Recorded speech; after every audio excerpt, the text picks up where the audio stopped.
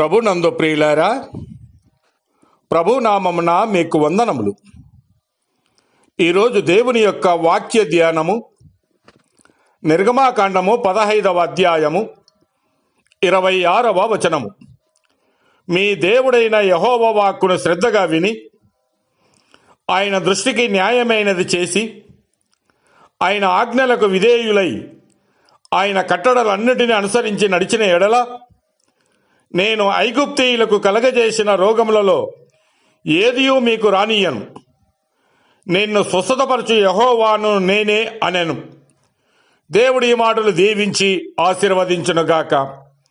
గమనించండి ప్రియులారా, దేవుడు మానవుని సృజించినప్పుడు ఎటువంటి వ్యాధి, బాధలు, కన్నీరు, దుఃఖము లేవు. కానీ ఆదాము అవ్వలు పాపము చేసినప్పుడు భయము, బాధ వచ్చెను. ఆదామును బట్టి భూమి శపింపబడి ముండ్ల తుప్పలు, గచ్చపదలు మొలిచెను. తద్వారా ఆదాము ప్రయాసతో చెమటోడ్చి పనిచేయవలసి వచ్చెను. స్త్రీ ప్రసవ వేదన పడి బిడ్డలను కనవలసి వచ్చెను. అంతేకాక రోమాపత్రిక 6 అధ్యాయము 23వ వచనం ప్రకారము పాపము వలన వచ్చి జీతమైన మరణమునకు మానవులంతా గురి కావలసి వచ్చెను. పాపము విస్తరించుచుండు ఉండగా మరింతగా రోగములు, వ్యాధులు ప్రబలుచున్నవి. కానీ ప్రేమ కలిగిన యేసు ప్రభు మన వ్యాధి బాధల నుండి, మరణ భయముల నుండి మనలను విడిపించుటకు రక్త మాంసములలో పాలువాడయ్యను. యెషయా గ్రంథము 53వ అధ్యాయము 3-5 వచనాలు మనం గమనించినట్లయితే, వ్యసనాక్రాంతుడుగాను వ్యాధిని అనుభవించిన వాడుగాను ఉండెను.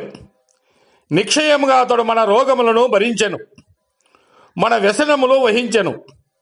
మన అతిక్రమ క్రియలను బట్టి అతడు గాయపరచబడెను, మన దోషములను బట్టి నలగొట్టబడెను.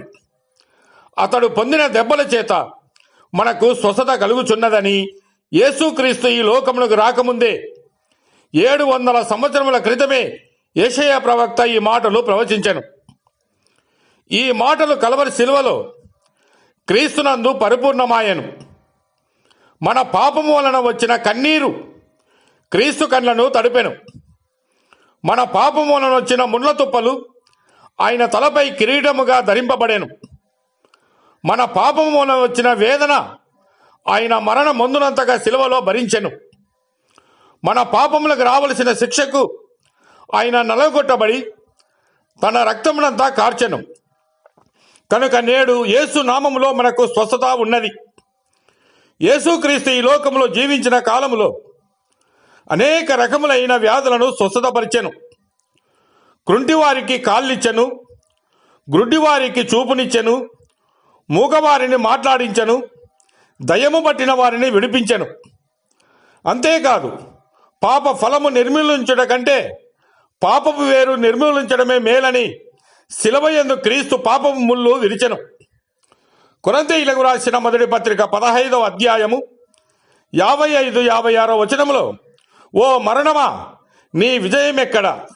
ఓ మరణమా నీ ముల్లెక్కడ? మరణపు ముళ్ళు పాపము, పాపమునకున్న బలము ధర్మశాస్త్రమే. అయినను మన ప్రభు అయిన యేసుక్రీస్తు మూలముగా మనకు జయము అనుగ్రహించుచున్న దేవునికి స్తోత్రము కలుగునుగాక. దేవుడు మిమ్మల్ని దీవించి ఆశీర్వదించునుగాక.